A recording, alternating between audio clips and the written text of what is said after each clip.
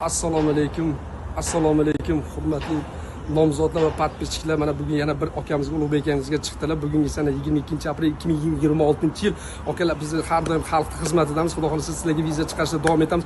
Ulug'bek akamiz to'g'risini aytamiz. Haqiqatni aytish kerak. 3 oy, 4 oy, 1 oydan 6 oygacha deymiz. Bu akamizga cho'zildi. Haqiqatni gapirish kerak. Bir xillar kommentariyada yozyapti. Akalar, u yoq 3 oy, 4 oy xudo xolasa chiqarishda davom etamiz. Akamiz ozgina kutib qoldilar. O'zlaridan suhbatni olamiz. Qani aka, assalomu alaykum. Yaxshimisiz? Qanday tafsilotlar aka? Oching, qani bitta ko'ringlar. Mapda xalq ko'ryapti aka. Bismillahirrohmanirrohim. Oching. Nima bo'ldi? Viza oldingizmi, yo'qmi? Shuncha kutdingiz, qancha kutdingiz? Ulug'bekka qayerdansiz? O'zbekiston qayerdan? Shuni ham tushuntiring. Xorazmdan bo'laman aka. Xorazmdan. O'zbekiston Respublikasi Xorazm viloyatidan akalar. Bitta ko'rsangiz. Nakoniec-taki kutganimizga loyiq oldik. Albatta akalar, orada to'g'risi kutasiz. Rizqingiz Allohdan. Bizni sababchimiz xolos 1 oydan 6 oy deymiz. Aka qanchada chiqdi Ulug'bekka? 6 oyda chiqdi. 6 oyda chiqdi. Aka to'g'risini ayting mana. 6 oy deganda chiqdi mana akalar, ishonsangizlar bo'ladi. Bo'ladi. Mana akalar ko'ryapsizlarmi? Рабочий viza degan. Xudo xolasa davom etamiz. Butun dunyoga xudo xolasa viza olib berishda biz globalizatsiya davom etadi. Esdan chiqarmanglar, adashmanglar.